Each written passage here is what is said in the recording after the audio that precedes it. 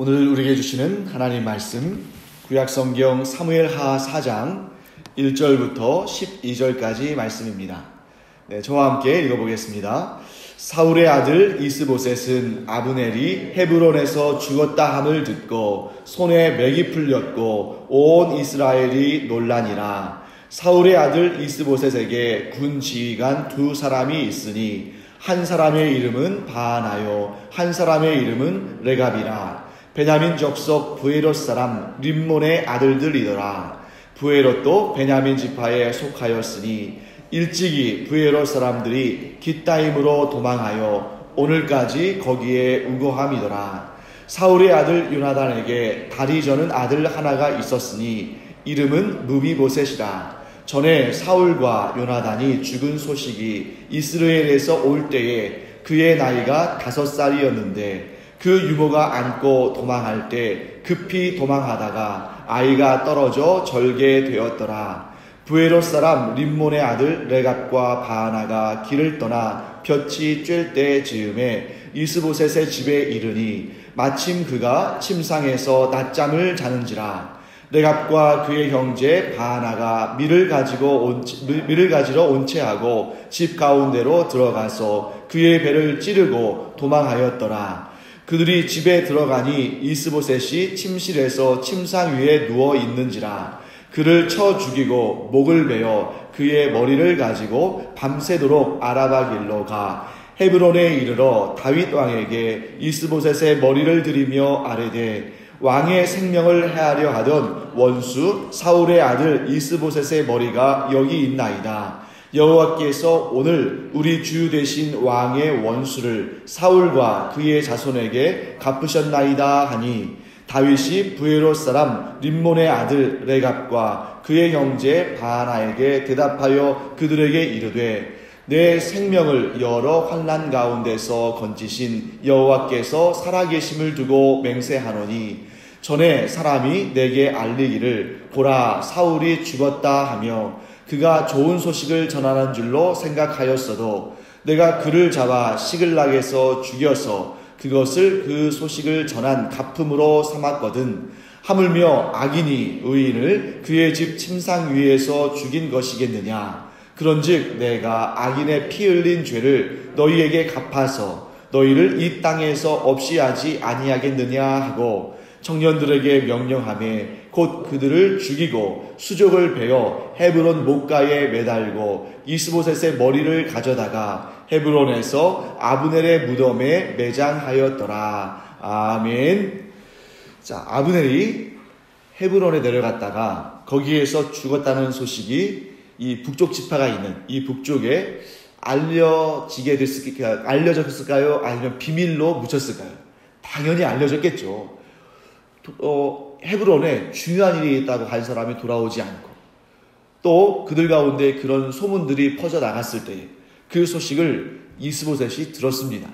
그런데 이스보셋이 그 소식을 듣고는 얼마나 놀랐든지 이 본문의 내용을 보면 손에 맥이 풀릴 정도로 망연자실했다라고 성경을 말씀하십니다. 뿐만 아니라 이스라엘의 모든 사람들도 크게 놀랐습니다. 자, 여러분, 이스보셋은 아브넬이 살아있는 동안에는 그를 매우 부담스럽게 여겼죠. 자기를 도와서 자기를 또 세워서 이 북쪽에 있는 지파들을 다스리는 왕으로 삼았지만 그럼에도 불구하고 이제 점점 자기가 이제 깨닫는 거죠. 내가 이름뿐인 허수아비 왕이고 실권은 아브넬에게 있구나. 이러다가 내가 언제 아브넬이 나에게 대해서 변심을 하면 나를 죽일 수도 있고 내가 모든 권력을 내려놓고 또 이제 외국으로 다른 나라로 도망쳐야 할 상황이 있을 수도 있겠구나. 이런 생각 때문에 늘 두렵고 늘 부담스러운 것이 사실이었습니다. 그런데 정작 아브넬이 죽으니까 어떻게 됐습니까? 이 아브넬이 죽은 것이 자기에게는 가장 큰 재앙이라는 것을 알게 됐죠. 그래서 그가 이 아브넬이 있을 동안에는 그런 생각을 잘 못했는데 아브넬이 죽은 다음에 이 아브넬이 자기에게 얼마나 중요한 사람인가 하는 것을 깨닫게 되었습니다. 자, 이스보셋의 왕위가 만일 하나님께서 그에게 기름을 부어주셨다면 혹은 백성들이 그를 추대했다면 이런 불안한 마음이 안 들겠죠. 하지만 이스보셋은 처음부터 그 출발부터 아브넬이라는 한 사람의 정략적인 목적을 위해서 이용당한 사람이었기 때문에 그의 삶은 늘 불안하고 안정될 수 없는 것입니다. 사랑하는 성도 여러분, 우리가 이 세상을 살아갈 때 내가 내 자신의 생명을 유지하거나 내 인생을 주관한다고 생각하면 우리가 살아 숨쉬는 모든 순간순간이 고통스러울 겁니다. 두렵겠죠. 또 우리가 우리의 삶을 누군가 다른 사람에게 의탁하고 그를 의지한다면 그것 역시 그 인생 가운데에 기쁘고 감사하고 안정된 삶은 될 수 없을 겁니다. 그래서 방금 전에 우리가 찬송했잖아요. 세월 지나갈수록 의지할 것뿐이다. 그런데 거기에서 누구를 의지하는 겁니까? 예수님을 의지하는 거죠. 인생의 경륜이 쌓일수록, 신앙의 경륜이 쌓일수록 우리는 이렇게 고백하게 됩니다. 우리는 세월이 지나면 지날수록 예수 그리스도를 더 굳게 의지할 수밖에 없다는 것을 깨닫게 되는 거죠. 사랑하는 성도 여러분, 우리가 우리 자신을 의지할 것도 아니고 우리를 도울 사람을 의지하는 것도 아니고 우리 자신도 우리를 돕는 사람들도 전부 하나님의 도구들이고 우리가 믿고 의지할 분은 삼위일체 하나님뿐이심을 믿음으로 고백하는 여러분과 제가 되기를 간절히 축원합니다. 자, 그때 이제 2절과 3절로 가보면 이제 두 사람이 소개가 되죠. 이스보셋의 이제 그 군 지휘관, 그 군병, 이스라엘의 그 군병들을 다스리는 바나와 레갑이라는 사람입니다.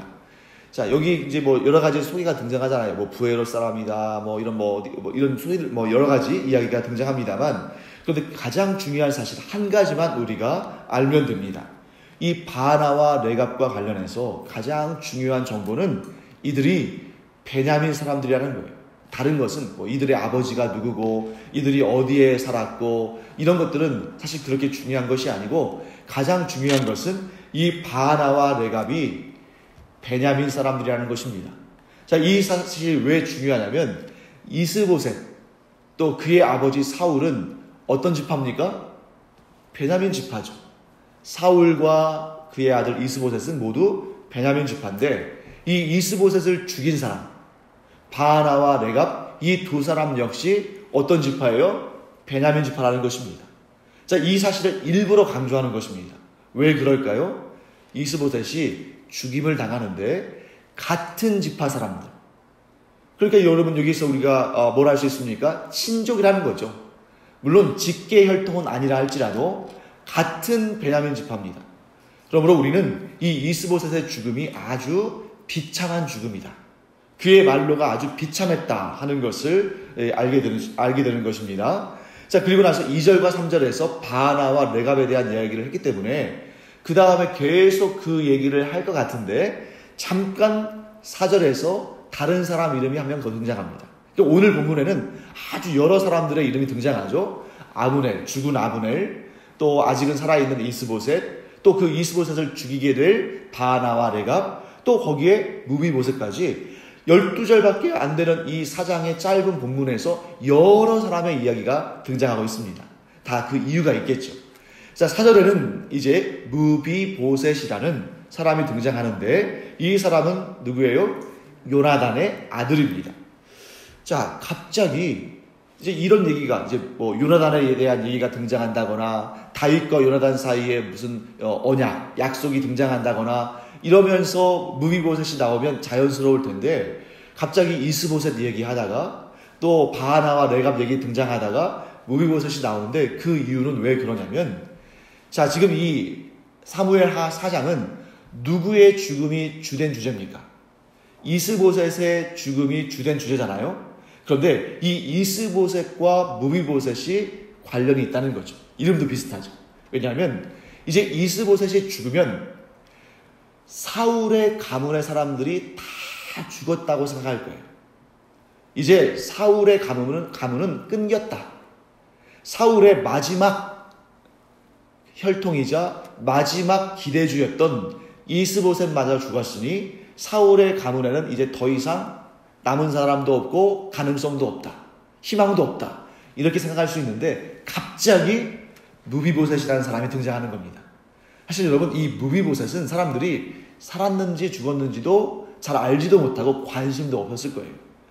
마치 우리가 예전에 사극을 보다 보면 그것이 실제로 역사상 있었던 일인지 아니면 실제로 있었던 그런 가능성도 있죠. 혹은 만들어진 얘기든지 우리가 가끔 그런 드라마나 영화를 보면 어떤 한 왕조가 멸망할 때, 어떤 한 가문이 멸망할 때 급하게 그 유모가, 특히 거기에서는 유모가 등장하죠. 유모가 그 아기를 막 감싸 안고 급하게 도망치잖아요. 그러다가 이제 그 아기가 이제 역사 가운데, 사람들의 관심 가운데 다 사라졌다가 어느 날 갑자기 등장해서 이런 막 놀라운 역사들을 이루는 그런 스토리들이 가끔 있는데, 아마 이 성경의 이 사무엘하 4장의 이 말씀에서 또 영감을 얻었을 수도 있을 것 같습니다. 불과 5살의 나이에 도망을 쳤습니다. 이 길보아산 전투에서 사울과 그 사울의 세 아들이 죽을 때에 이제 이 왕족들은 굉장히 항상 이 전쟁이 일어나면 짐을 싸들고 도망갈 준비를 해야 돼요. 이 왕이 전쟁에서 승리를 거두고 개선할 때에는 그 누구보다 영광스러운 자리에 있는 것이 왕족들이지만, 만약에 그 왕이 전쟁에서 패배하면 일단 도망치고 봐야 되는 거죠. 그러니까 이 유모가, 이 요나단이 고용한 유모겠죠. 이 유모가 요나단의 아들, 그때 5살밖에 안 된 이 아들을 급히 안고 도망치다가 어떻게 됐습니까? 아기를 떨어뜨린 거예요. 아기를 떨어뜨렸는데 그 당시에 무슨 의료적인 그러한 기술이 있었을 것도 아니고 아마 그냥 방치해 놨겠죠. 그러다가 결국 이 아이가 다리를 절게 되었습니다. 그럼 여러분, 이스보셋의 죽음을 다루고 있는 이런 상황 가운데 왜 무비보셋이 등장할까요? 여기는 약속의 신실함에 대한 대조가 보여지는 것입니다. 자, 이스보셋은 누구와 약속을 했습니까? 아브넬과 약속을 했겠죠. 그 약속은 어떤 내용이겠습니까? 아브넬이 이스보셋에게 이렇게 제안했을 거예요. 성경에는 그 분명한 내용이 나오지 않지만 우리가 추측할 수 있겠죠. 내가 너를, 아브넬이 하는 말입니다. 내가 이스보셋 당신을 이스라엘의 이 북쪽 지파들을 다스리는 왕으로 올려줄 테니까 우리가 한번 이 나라를 견고하게 잘 한번 세워봅시다. 내가 당신을 지켜주겠습니다. 내가 당신과 함께 하겠습니다. 이렇게 약속했겠죠. 결국 그 약속은 둘 다 죽음으로 말미암아 무산돼 버립니다. 그들은 둘 다 의로운 사람들이 아니었거든요.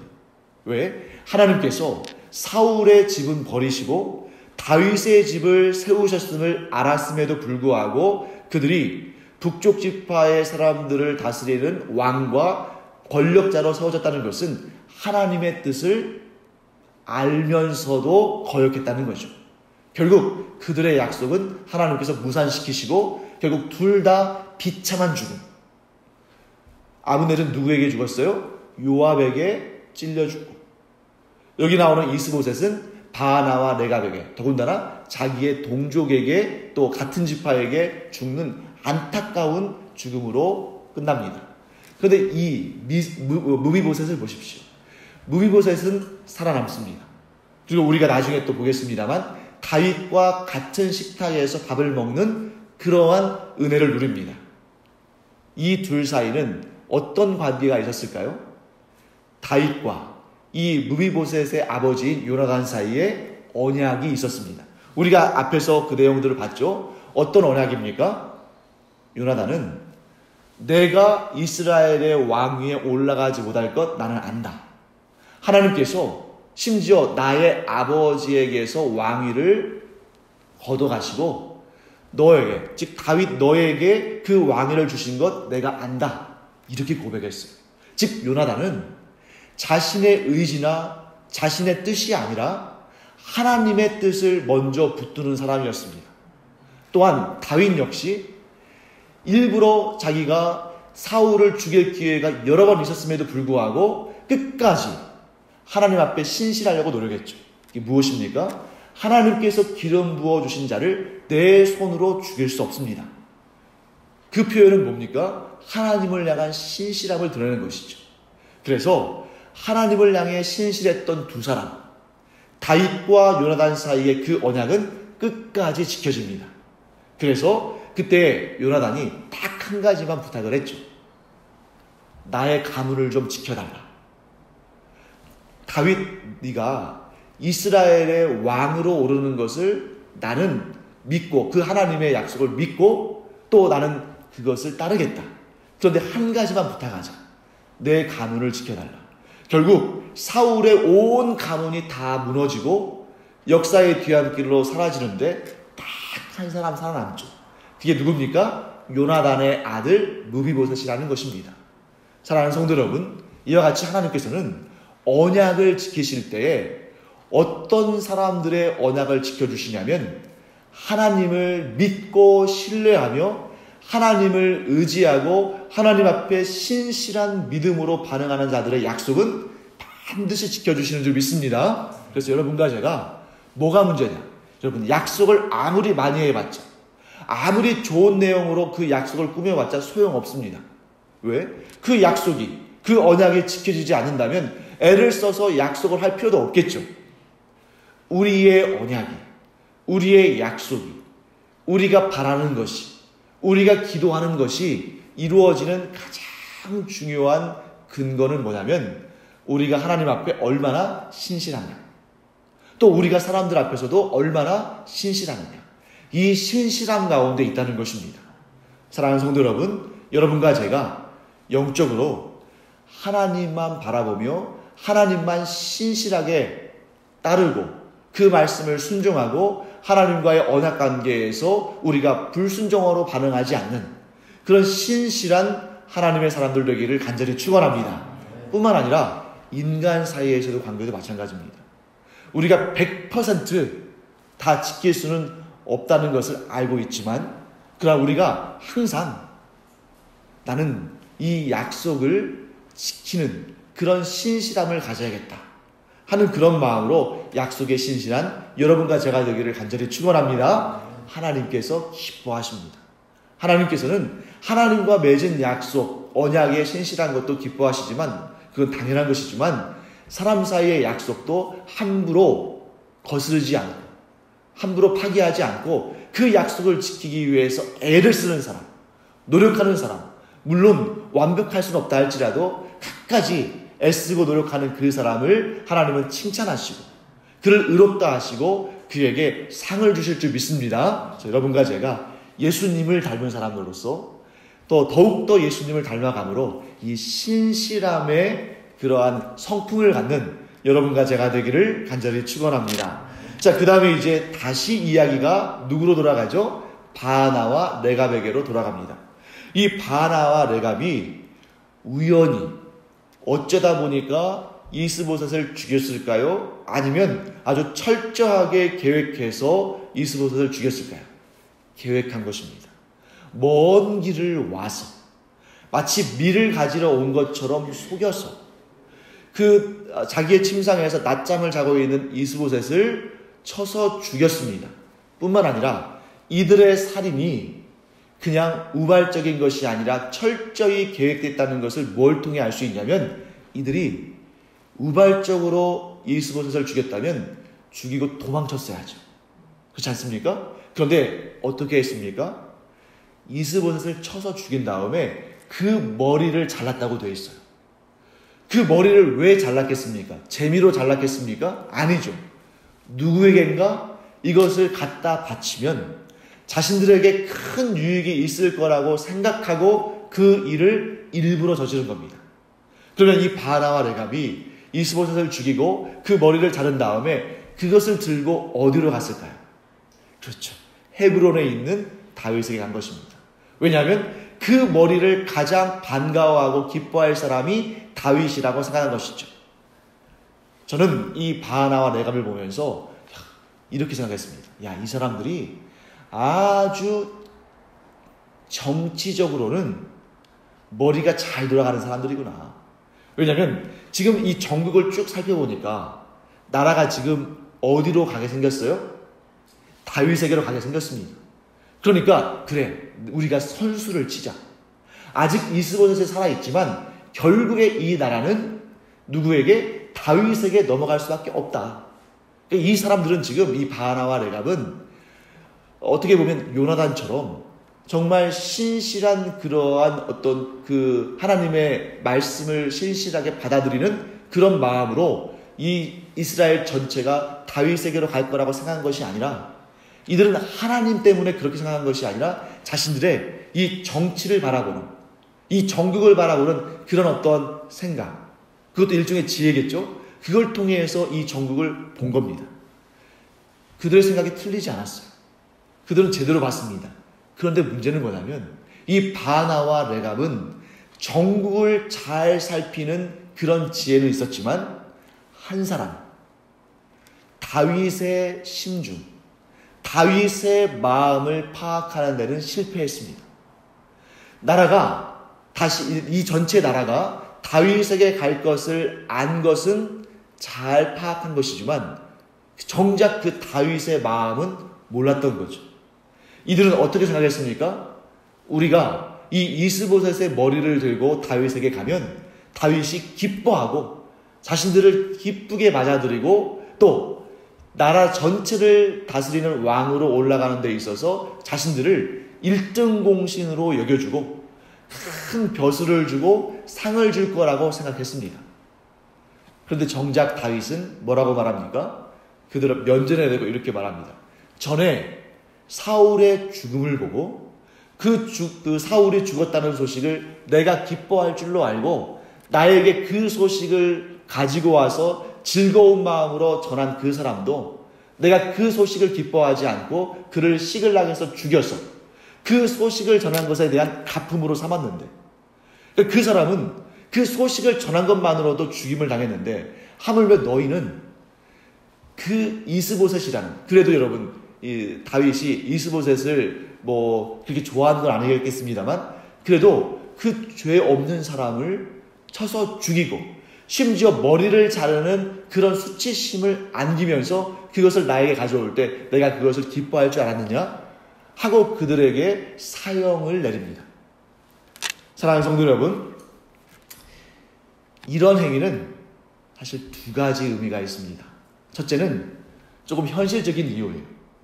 안 그래도 지금 다윗은 이 아브넬을 자기가 요압을 사주해서 죽였을 것이라는 그런 음모론이 있을 수 있기 때문에 그것을 불식시키기 위해서 우리 어제 살펴본 것처럼 아주 정성껏 진심 어린 행동들을 보여줌으로 말미암아 그 오해로부터 벗어났습니다.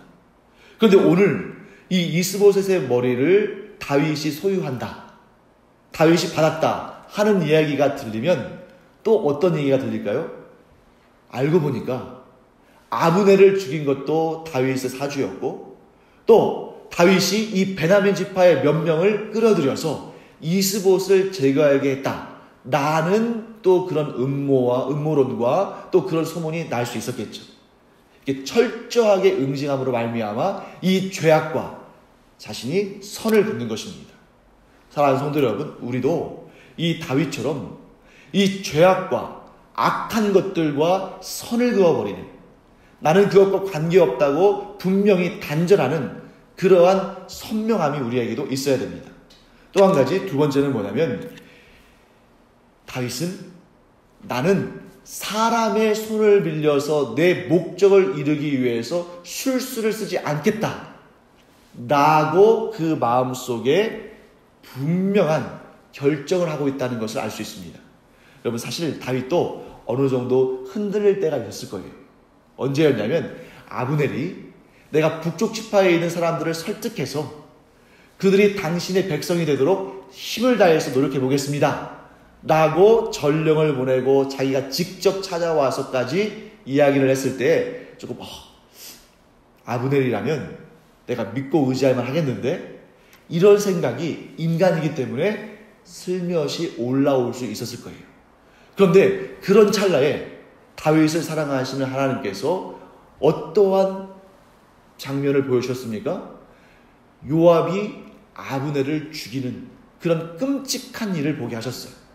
아마 제 생각에 그 사건이 다윗에게는 굉장히 부담이 되었을 뿐만 아니라, 그런데 그 부담이 된 것으로 그치는 것이 아니라 다윗에게 굉장히 중요한 일생일대의 교훈을 주었을 거라고 생각합니다.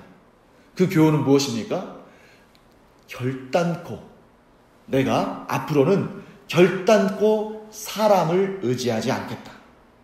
내가 아무리 나에게 좋은 것을 제안하고 그 일을, 그 약속을 이룰 만한 능력이 있는 사람이라 할지라도 내가 결단코 사람을 의지하지 아니하고 하나님만 바라보겠노라 하는 그런 마음의 각오를 가졌을 거라고 저는 생각합니다.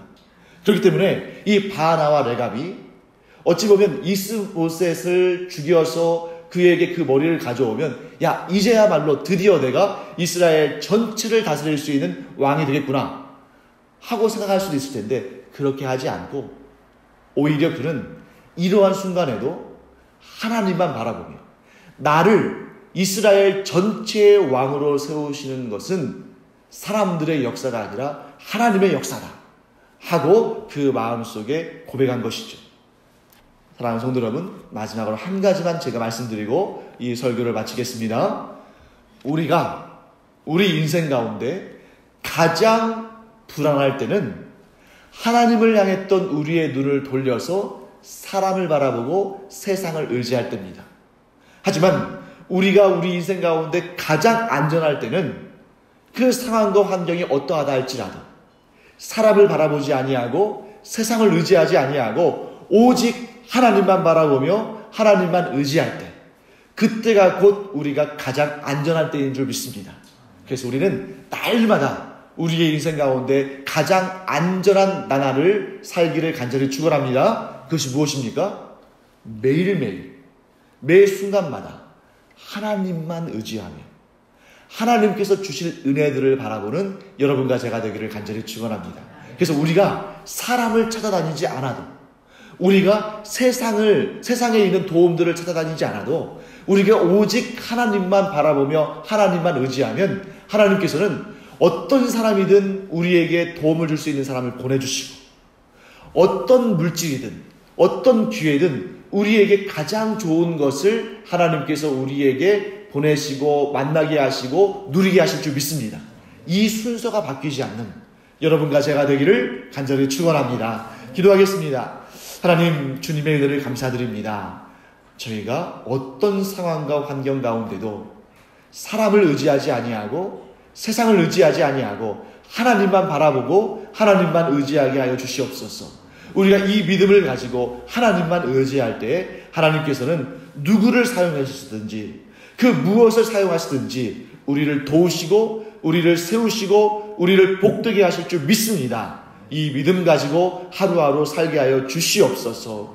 하나님, 주님만 의지합니다. 또 우리 성도들 가운데 또 질병으로 고통당하고 있는 성도와 그 자녀들이 있습니다. 하나님께서 깨끗하게 고쳐주시고 이 새벽에 도우시는 하나님께서 회복의 역사를 허락하셔서 특별히 우리 또 김종원 집사 또 오윤정 집사의 둘째 딸 사랑이가 오늘 또 가와사키 치료를 잘 받아서 그 면역글로불린 또 치료를 잘 받아서 아주 정상적인 모든 수치로 돌아와서 은혜 가운데 기쁨으로 태어나는 역사를 허락하여 주시옵시고, 또 질병 중에 있는 모든 우리 성도들 하나님, 그 질병이 무엇인지를 깨닫기도 전에 병원에 가기도 전에 하나님께서 깨끗하게 고쳐주시고 완치시켜 주심으로 말미암아 그 인생이 더욱 하나님을 의지하고 더욱 하나님께 존귀하게 쓰임받는 역사를 허락하여 주시옵소서. 감사드리며 예수님의 이름으로 축복하며 기도합니다. 아멘.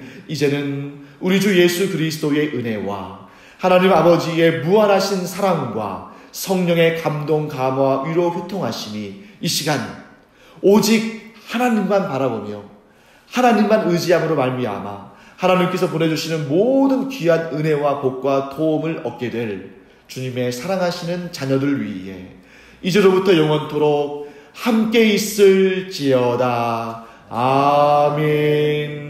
시간 우리 기도할 때 하나님의 충만하신 은혜를 또 누리게 되기를 축원합니다. 기도하겠습니다.